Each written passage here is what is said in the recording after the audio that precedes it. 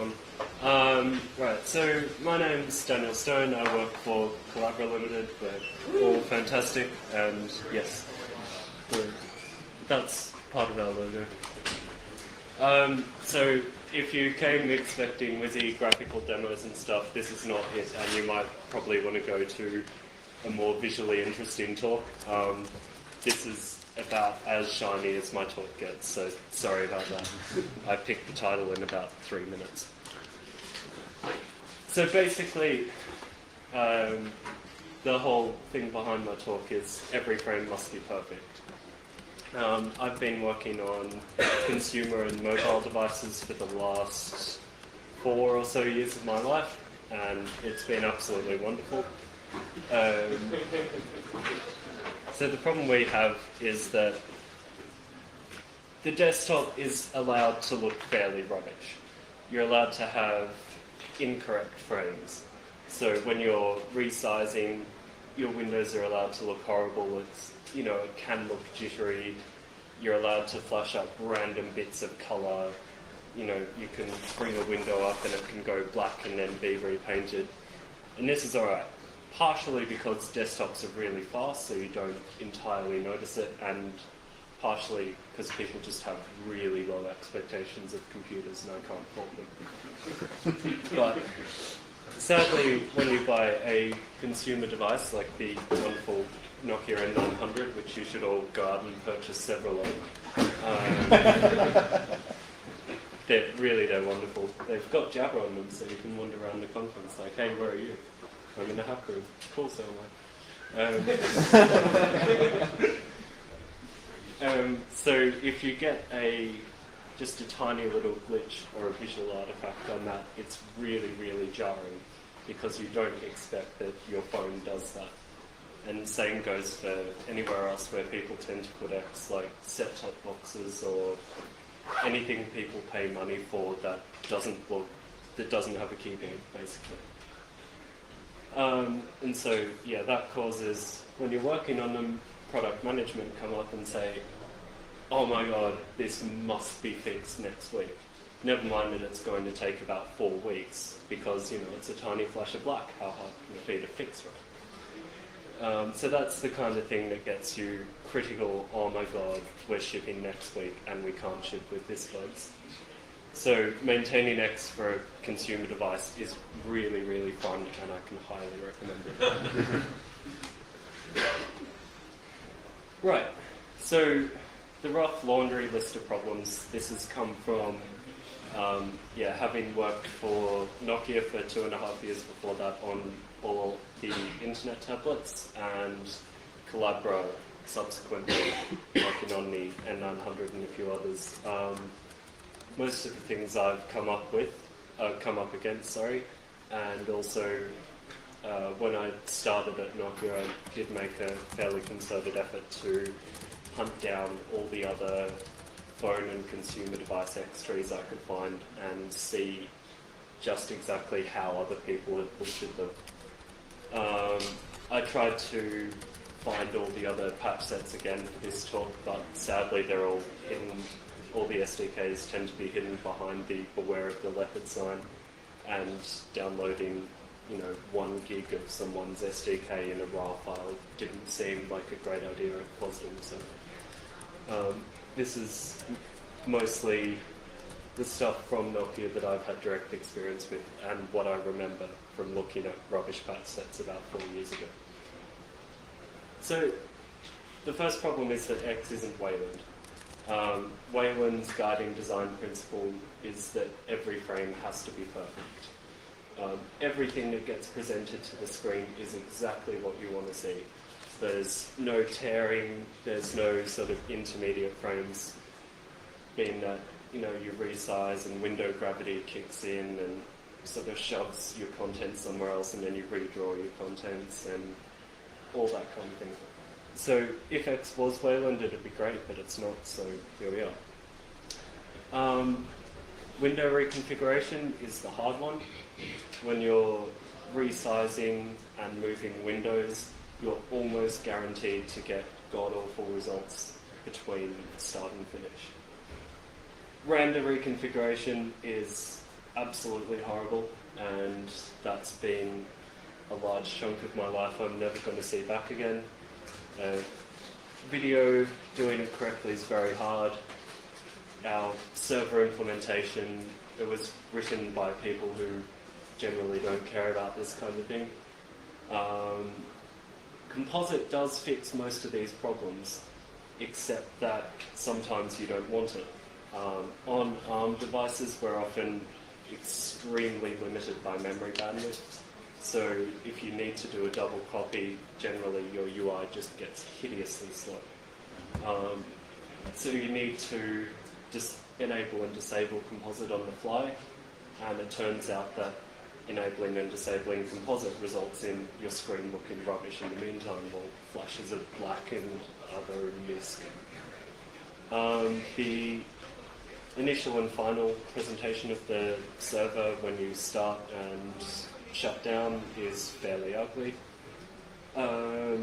Especially when you shut down, you kind of get all the windows undecorated in some random order, and then you get your nice little and then you get your nice little shutdown screen that we paint onto the frame buffer, and everything tears. Right. So basically, all of this is fixable to some extent, right? There aren't any particular fundamental problems that mean we can't solve it. So, yeah, as I said before, everyone hacks it to be shippable.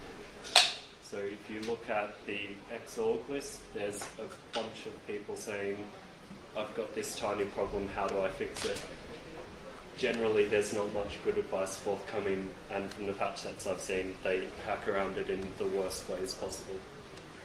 And yeah, thankfully for them and their sense of shame, it's generally really hard to find these patch sets. But it's also bad because it kind of perpetuates the problem. And yeah, the ones you can't find are probably even worse. So ideally, we'd be able to fix this stuff up so people who want to use X in a mobile or consumer device can just install it and ship it, and they don't need to spend 4 months looking at code going, I don't know what this does, but it flashes black, so I'm going to comment it out and hope for the best. Right, so Randa comes first by virtue of being the worst offender here. It's built on the assumption that you never want to change screen size, which seems odd for an extension which exists to let you reconfigure your screen. It's built on the assumption that all you ever want to do is, say, plug in your projector every now and again, or change size sort of once a week or whatever. But it turns out we need to do this fairly frequently. It seems to be less popular these days, but certainly a few years ago, a lot of people tried to make games and they were ridiculously slow, so they just resized the screen to roughly half. And in the N900, we switch between portrait and landscape quite a lot. So when you start the phone application, it does a rotation transition. And this used to take, what was it, like 3 seconds in the worst case? Yeah, so it could actually make you miss your call, because by the time you've rotated into the phone UI, they've given up. And yeah, the current implementation is just an absolute sledgehammer. Something changed. By God, let's redo the entire thing. In order to rotate, I think you previously had to re-lay out all your visible windows 6 times, and re-layouting in GTK still takes approximately forever. So that was quite deeply unpleasant. And it's sort of exacerbated by there's no single random entry point that you can say, here's my new screen configuration, please make it happen. If you want to rotate, you have to disable the CRTC, then change your screen size, and then re-enable the CRTC with rotation. So if you're doing sledgehammer reconfiguration at each step, then it's pretty awful. And it also means that if you want to rotate and you're doing a nice whizzy transition between portrait and landscape, you have to have a natural black point in the middle where you can disable your CRTZ, quickly rearrange everything and then turn it back on. It was a nice sort of gradual sweep between portrait and landscape, but luckily we changed the transition so it kind of flips around and then it goes black very nicely and everything happens under the curtain and then it comes back up again. And it's also built under the assumption that no one actually ever wants to rotate. Rotation is generally punitively slow. It works by having a shadow buffer, and then every now and again when we're kind of done with clients and we get around to it, then we do a rotated blip into the transform space. And this is partially because there are very few devices left with hardware rotation engines. So it was designed for the desktop, which has no hardware rotation, and even on the desktop it's unusably slow. Right, and composite, switching between the two modes is fairly punitive. If you want to switch between composited and uncomposited, you get flashes of black and then background and then other and mist.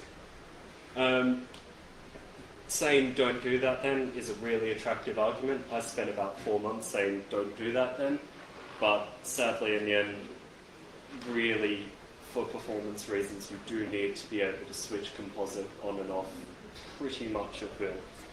So yeah, you have to do it, which means we have to fix it.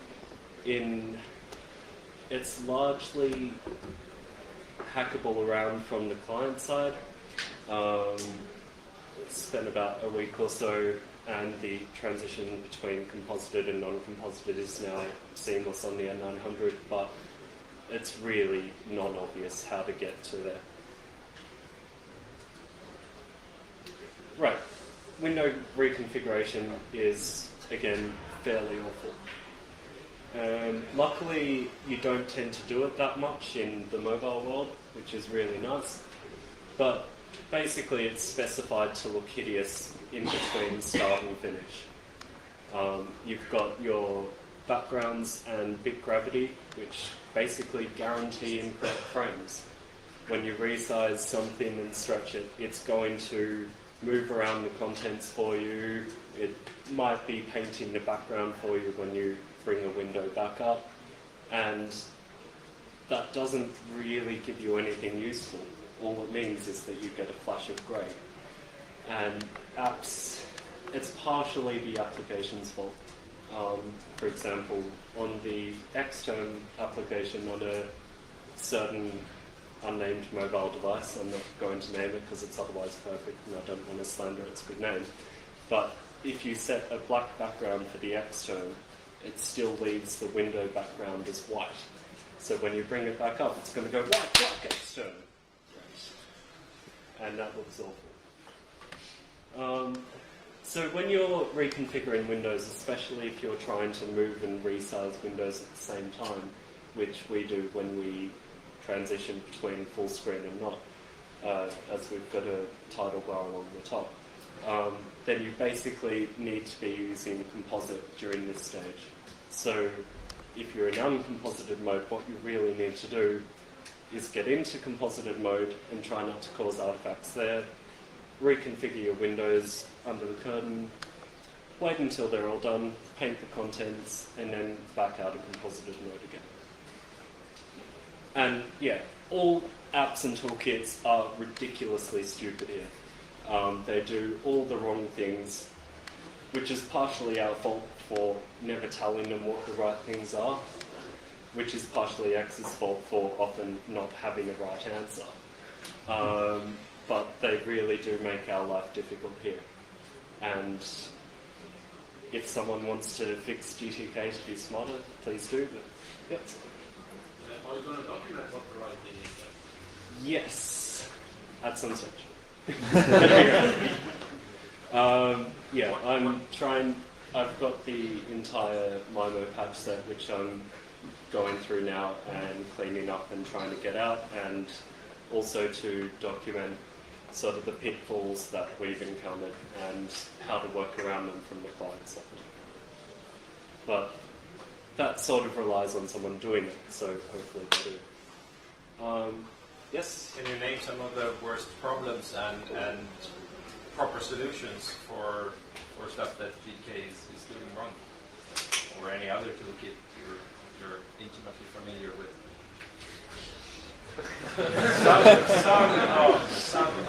One or two, the worst ones. The main one I find absolutely infuriating is using a background and, telling X that you have a given background color and 10 points for having the background color you tell X not be your real background color. So, as I said with the X-tone thing, if you set the background to black, when you bring it back up, it's going to flash white as X paints the background the apps have told us to paint, then it'll flash black, then you'll have the X-tone. That's the main one that really irks me, but a lot of them are... Yeah, I'll have to sit down and dig up my notes, but I'd love to coherently yell at the GTK people. It'd be very cathartic. Window managers are also fairly dumb. In fairness, this is mostly our fault because it's impossible to write a really good window manager. You just can't really do it. But a lot of the window managers are, sweet, I've got an event, I'll chuck that on the screen right now. And then if it's sort of got about 5 events in a row, it'll do that 5 times in a row. So you'll get 5 intermediate frames instead of batching them up and going, I'll wait until we can present something useful. And so this does seem to be getting a little better, but it's still fairly dire. Window managers just present exactly what you tell them to in order, which is not what they should do. Is there an exception with Enlightenment? I've never used I've not used Enlightenment since 1999. With E17, well, it's a frame-based window manager. Mm-hmm. So it's not going to render whenever you want to update. It's going to render on the screen speed. If you have something to render. Well, okay. Enlightenment may actually be the way forward. Very much so. You think that gets released on? Yeah, any day now. You still have a Shortly bug after with Expo. qualifications. Sorry? You still have a bug with qualifications because your X windows down.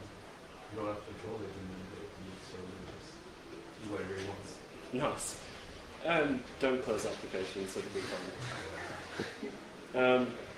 Yeah, so even when you've fixed up all these little niggles in the X server and stuff, it's probably still going to look awful unless you've got a friendly toolkit and browser rendering engine and app and other app author around you where you can say, you're doing this, please make it so. Or please fix it. And when you tell them that, usually they say, I'm not really sure exactly what's going on. I think I'm telling X the right thing, and basically everyone to the pub. Right. Video is pretty harsh as well. So we have overlays which have usually the most hideous colour you can think of, a very tasteful lime green. Incidentally, when I was about 5, I used to always change my mother's background to lime green and the rest of the colour scheme to fluorescent colours. And she didn't smother me somehow, which is amazing because every time I play a video and I see colour key, it's ridiculously jarring. So thankfully, we have textured video going through the 3D engine instead of overlaying. But 3D engines, especially in mobile devices, will tend to use all the power in the world. Overlays are extremely efficient with power and throughput. Textured video, not so much. But it does mean that you don't have to have the color key. You can use it in other parts of your UI instead of just having your video right on top of the screen and nothing else. But yeah. So if you very, very carefully use the API and make sure that the XV API and make sure that your order of operations is excruciatingly correct. So you always start video and make sure it's there, and then paint the color key behind that. And then when you're done, always paint something other than the color key that you want to show, and only then stop your video. Then you can almost not show a color key. I say almost because sometimes X will stop your video for you and the color key's there and there's nothing you can do about it. So that would be nice to fix at some stage if someone video happy wants to look at XD. Probably that's probably why you use a color key that is close to black. It's less visible than green. Frequently some people use a color key close to black, and then you pop a dialogue up over your video and your dialogue is sort of half a video. It is a kind of ghetto transparency, I guess. So, but yeah, most people really don't take much care in how they sequence it. They just say, oh cool, XV, this is really easy. Stop video, and in the meantime you've got color key flashing everywhere and sort of chunks of green over here. And it's deeply unpleasant. Right, so tearing is starting to be a very big problem for us as well. Previously, going back a few years, you had kind of QVGA size screens and very much static UIs. You pressed a button, something would happen, that was it. But now we've got huge screens. The N900 and all of its predecessors are 800 by 480. And everyone wants nice fuzzy animations all the time, and you know your background is kind of water ripples, and you know you press something and you get a nice little animation coming up and everything's great. But unfortunately this means that you're almost certainly going to have tearing, so your animation mostly consists of huge, jagged, ugly lines going right through it. And also you're probably texturing from the entire planet. If you press the upper left window switcher button on the N900, it'll do a very nice zoom out and a gradual blur over the background, and it'll show you every window you have. So it's actually starting to get complex and dynamic enough that we're hitting tearing quite badly. So your two options are either you fix it or you never ever do a horizontal animation ever. Yeah.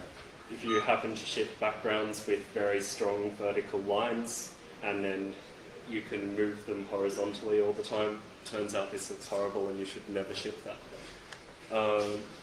But luckily DRI2 makes it possible to avoid tearing properly with the swap buffers stuff, which has just been merged to master and will be in the next release. Then you can sync everything properly to be blank and avoid that. So that's been something we've been working on for a while, and it's fully supported and working now in the Intel driver. So admittedly that is only on your desktop, but yeah, you can avoid tearing now. Already 2010. In fairness, we're only 30 years behind here. It's an improvement, right? So those are the sort of more fundamental issues which we can't really fix without bumping the protocol or becoming Wayland.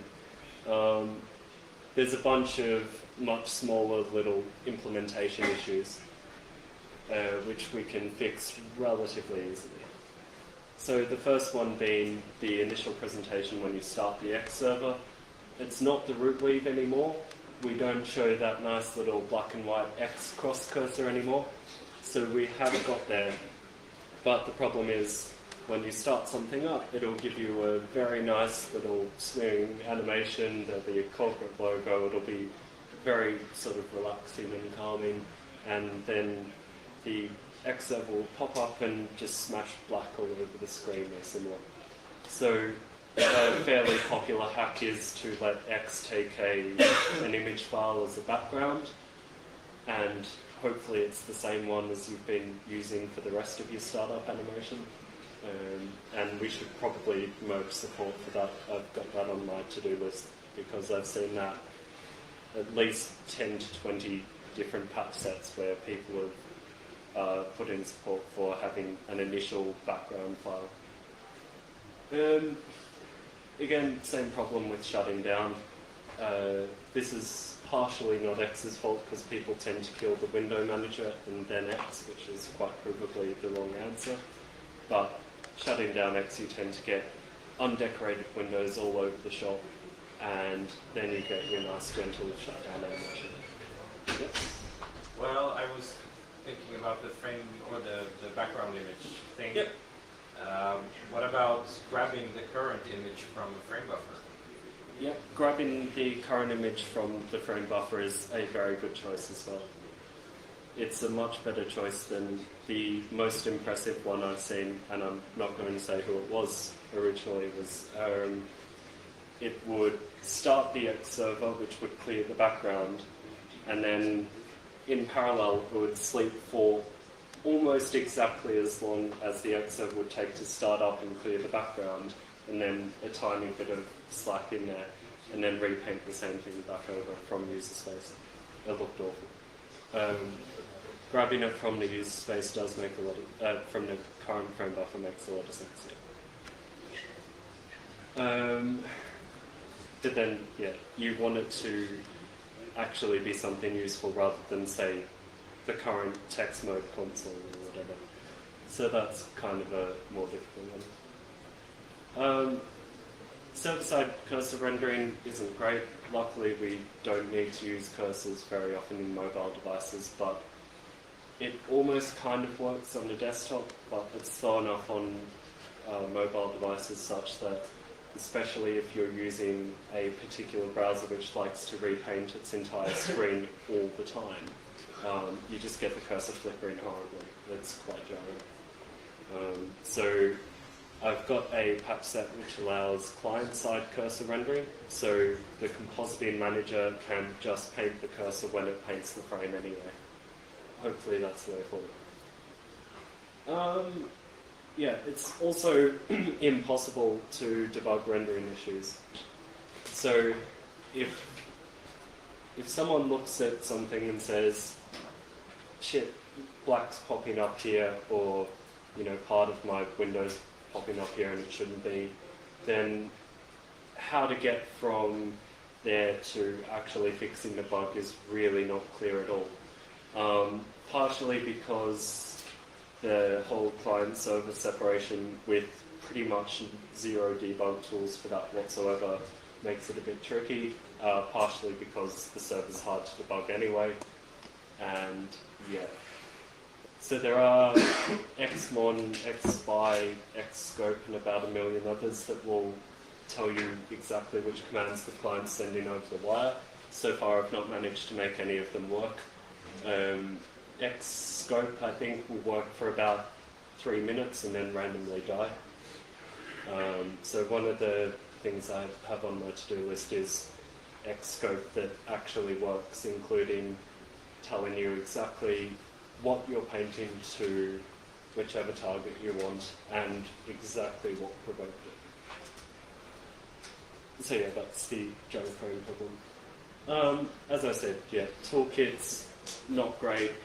Browsers, Gecko is quite terrible. It's, yeah, I don't want to get into that, but don't use Gecko.